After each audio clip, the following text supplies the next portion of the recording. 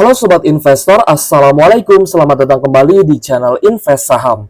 Oke guys, jadi pada video kali ini kita akan membahas outlook market di kala kondisi geopolitik yang terus memanas dan kita mendapat update berita ya di mana Israel kembali menyerang Iran.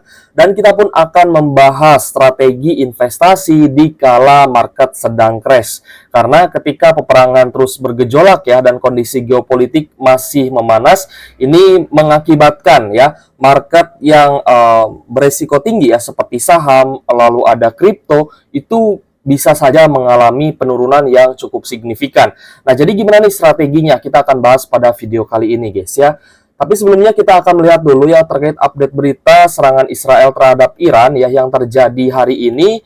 Memang ya terjadi ledakan di kota Isfahan, tapi dari berita yang kita dapatkan ya memang Israel ini mengklaim sudah menyerang di beberapa titik yang lainnya juga. Jadi bukan hanya di kota Isfahan, nanti kita akan cek juga guys ya. Nah, penyerangan yang terjadi ini langsung menyebabkan harga minyak dunia terbang sekitar 3% guys ya. Tadi memang ya di pagi hari ya, saya ketika buka sekuritas itu memang terlihat ya dari harga-harga komoditas melambung 3%. Ya meskipun ya per jam ini ya jam 10.47 mungkin sudah ada sedikit penurunan kembali, jadi kenaikannya di 2%-an, tapi sebenarnya sempat naik ya sekitar 3%.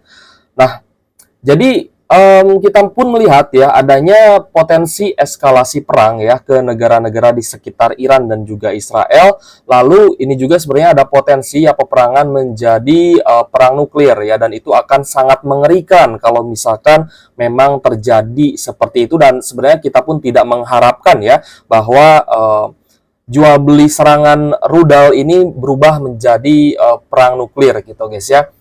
Nah, dari beberapa sumber ya guys ya, memang Israel ini sudah melaporkan bahwa mereka menyerang 7 kota berbeda di Iran gitu guys ya. Ada Tehran, ada Arak, lalu ada Fordo, Natanz ya, Bandar Abbas dan lain-lain gitu guys. Lalu kita pun ya melihat serangan Iran ya ini baru meluncurkan serangan besar ya terhadap Iran, maksudnya Israel itu baru meluncurkan serangan besar terhadap Iran yang dikatakan telah menghancurkan fasilitas nuklir kritikal yang dapat menyebabkan radiasi kebocoran ke dunia. Nah, ini pun sebenarnya berita yang sangat mengerikan guys ya. Di sisi lain bisa saja terjadi ya peluncuran rudal nuklir ya atau hulu ledak nuklir ke negara Israel ya oleh Iran, atau sebaliknya oleh Israel ke Iran. Tapi bisa juga ya serangan rudal biasa yang menargetkan ya, atau menyerang fasilitas nuklir itu sendiri, sehingga radiasinya akan menyebar di wilayah tersebut dan akan meluas ke wilayah lainnya.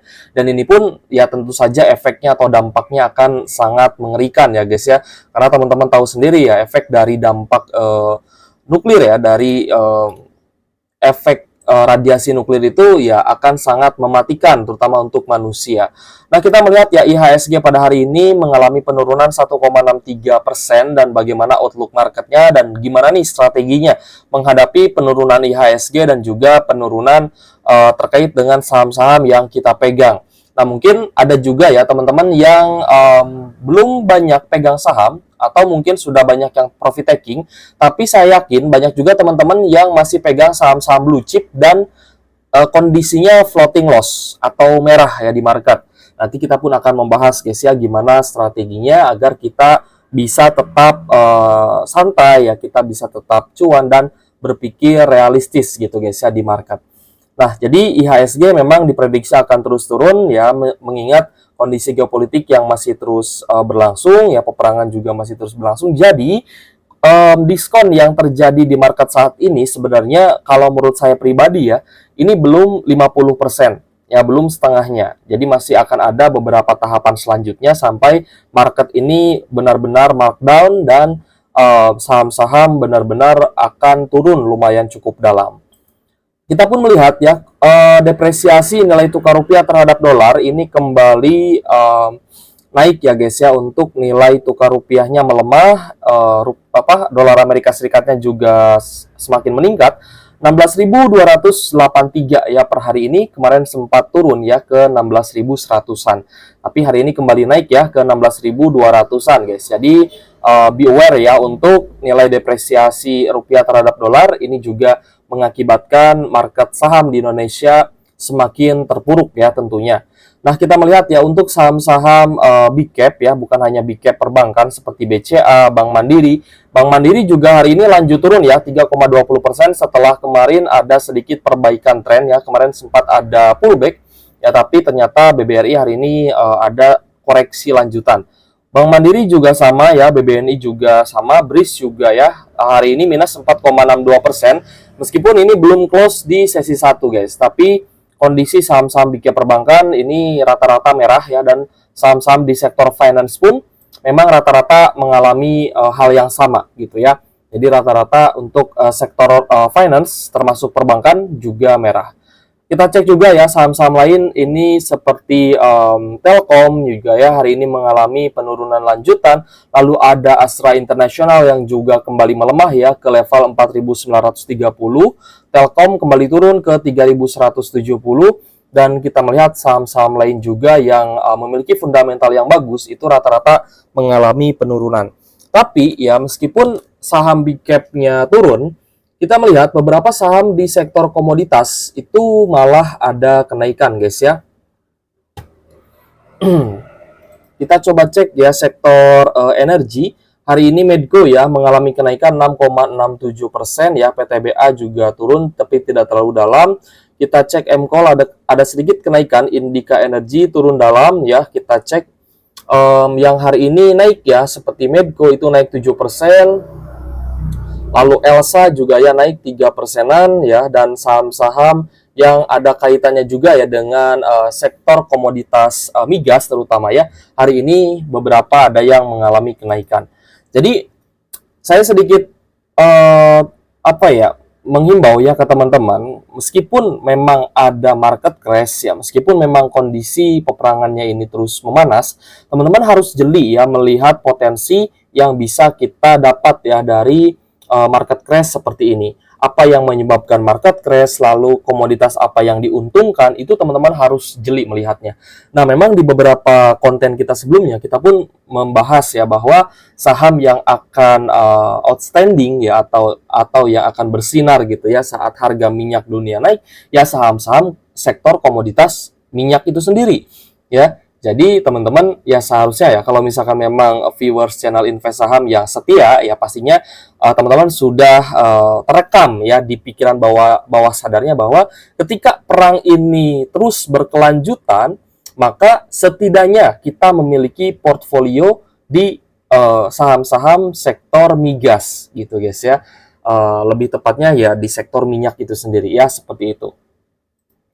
Jadi hari ini ya untuk crude oil WTI ya tadi sempat naik 3% ya, tapi kita cek kembali di pukul 10.54 ini kenaikannya 2,38%. Lalu untuk Brent oil ya juga mengalami kenaikan 2,27%. Lalu kita lihat harga emas juga ya naik tipis 0,10%. Lalu harga komoditas lain seperti nikel juga mengalami kenaikan 1,71%. Jadi rata-rata untuk saham komoditas ini bisa naik ya karena inflasi itu naik ya dikarenakan harga minyaknya juga mengalami kenaikan akibat peperangan yang terjadi ya terhadap Iran sebagai produsen minyak terbesar di dunia juga ya, termasuk salah satunya. Oke guys, jadi ya kita akan membahas strategi bagaimana yang bisa kita lakukan ya guys ya. Yang pertama tadi sebenarnya sudah kita bahas. Yang pertama itu adalah kita tetap memantau saham-saham yang berpotensi naik ketika terjadinya market crash dengan kita paham ya apa yang menyebabkan market crash ini terjadi dan saham apa, sektor apa yang akan diuntungkan dan sektor apa yang akan dirugikan. Nah, ketika terjadi depresiasi nilai tukar rupiah terhadap dolar ya, di mana dolar semakin menguat dan rupiahnya semakin melemah, yang akan diuntungkan dari menguatnya dolar adalah saham-saham ekspor ya guys ya. Yang akan diuntungkan dari menguatnya dolar adalah saham-saham yang melakukan ekspor seperti saham batubara ya contohnya. Rata-rata memang melakukan ekspor ke luar negeri ya, karena Indonesia sebagai penghasil atau produsen batubara terbesar di dunia. Nah, ini coret-coretan kita ya sebelum dividennya BBRI guys ya. Ini sengaja nggak saya hapus ya biar sebagai pengingat ya bahwa saya pernah mempredik ya bahwa saham perbankan, ketika bagi dividen ada potensi naik dan ternyata benar ya sempat naik ke 6.300. Nah, sebelum kita membahas terkait saham Bank BRI, nah kita akan bahas terlebih dahulu saham yang dirugikan ya dari menguatnya dolar adalah saham-saham di sektor perbankan dan juga finance ya. Makanya rata-rata saham finance dan perbankan mengalami penurunan yang cukup signifikan, termasuk BBRI ya. BBRI kan turun ini lumayan cukup dalam guys, dari area all time high di 6.475 ya. Dari sini dia turun ya sampai di level saat ini di 5.300-an. Tadi sempat turun ya ke area low di 5250 guys ya. Jadi kita melihat memang support yang cukup kuat ya di BBRI itu di 5.300-an. Nah, itulah ya saham-saham yang diuntungkan dan dirugikan dari depresiasi nilai tukar rupiah terhadap dolar dan dari menguatnya nilai dolar. Lalu yang kedua adalah terkait dengan komoditas gitu guys. Tadi kan kita bahas komoditas batu bara akan diuntungkan ya dari menguatnya dolar. Begitupun juga dengan saham-saham di sektor pulp and paper ya. Pulp and paper juga itu diuntungkan ya karena nilai ekspornya itu pastinya akan meningkat ya. Ekspornya pastinya akan tetap menguntungkan ya, terutama untuk saham Tekim dan juga INKP. Nah, kita akan coba bahas guys ya bagaimana strateginya agar kita bisa mengambil ya peluang yang terjadi di market, karena market crash seperti ini pastinya akan menurunkan harga saham-saham big cap, terutama ya big cap perbankan, lalu ada big cap seperti Telkom, seperti Astra Internasional itu pasti akan turun. Nah, untuk BBRI sendiri ya, ini sudah turun memang ya sekitar 17,64%, dan banyak sekali teman-teman yang floating loss di BBRI. Padahal saya sudah wanti-wanti ya waktu itu ke teman-teman, jangan beli di pucuk, jangan beli di pucuk gitu guys ya. Tapi ya mungkin karena banyak yang terkena value trap mungkin ya. Maksudnya mereka menganggap bahwa BBRI ini bagus, gak ada salahnya ambil di atas gitu ya. Padahal strateginya itu yang kurang bagus. Kalau misal teman-teman menganggap hal tersebut adalah wajar gitu ya, itu menurut saya malah strateginya yang kurang bagus. Nah, untuk BBRI sendiri ini kan sudah naik ya 33% ya. Maksud saya ketika teman-teman ya saya himbau jangan beli di atas adalah potensi penurunan dari kenaikan 33% ini berapa gitu ya. Dia bisa turun di atas 10%. Which is ini pun sudah turun ya sekitar belasan persen. Jadi teman-teman yang terjebak di BBRI mungkin sudah floating loss ya sekitar 7-10%-an. Tapi nggak masalah ya, ini jadikan teman-teman sebagai pembelajaran ya. Jadikan sebagai pembelajaran, dan untuk kedepannya teman-teman belilah saham bagus di harga murah ya, bukan beli saham bagus di harga pucuk. Lalu untuk saham-saham big cap lainnya seperti Telkom, Astra Internasional, mungkin masih banyak teman-teman yang pegang juga dan floating loss ya, atau harga sahamnya turun padahal sudah ambil di harga terbawahnya. Nah, itu nggak masalah. Ya, yang penting teman-teman yang harus dipelajari adalah masuk atau entry itu secara bertahap gitu guys ya. Entry secara bertahap. Jadi meskipun teman-teman ya sudah ambil di harga bawah ya, lalu harga sahamnya tiba-tiba kok masih turun, ya berarti yang harus teman-teman perbaiki adalah entry point-nya itu sendiri. Jadi entry point-nya berarti kan entry-nya sebenarnya sudah cukup bagus nih ya, tidak kemahalan gitu ya.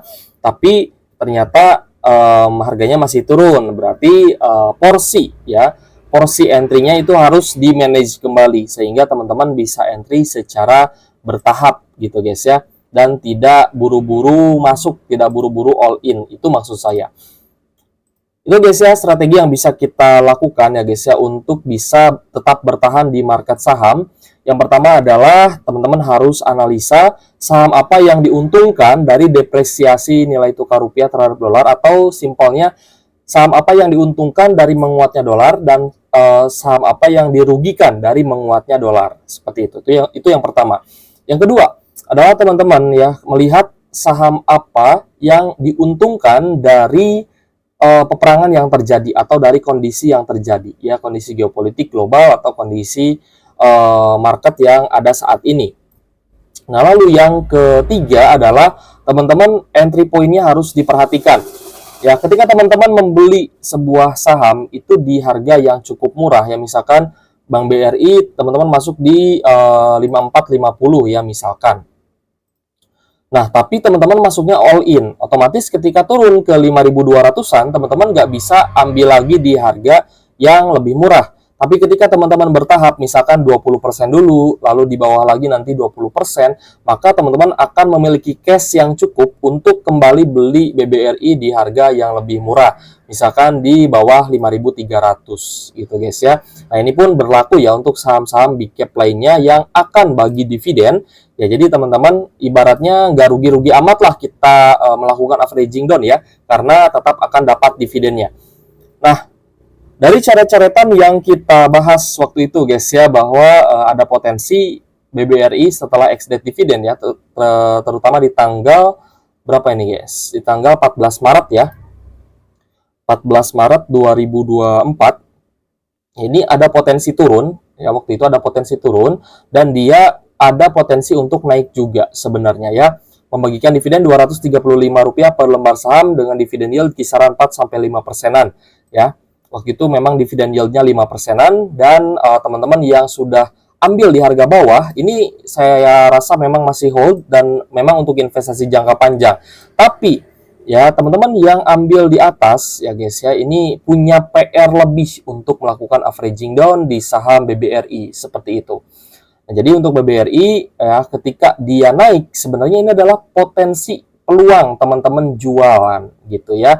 Kalau misalkan dividen yield-nya 5%, teman-teman dapat ya, ini teman-teman sebenarnya dapat 35%. Jadi lebih cuan 2% dibandingkan teman-teman jual di Kumdet ya, seperti itu.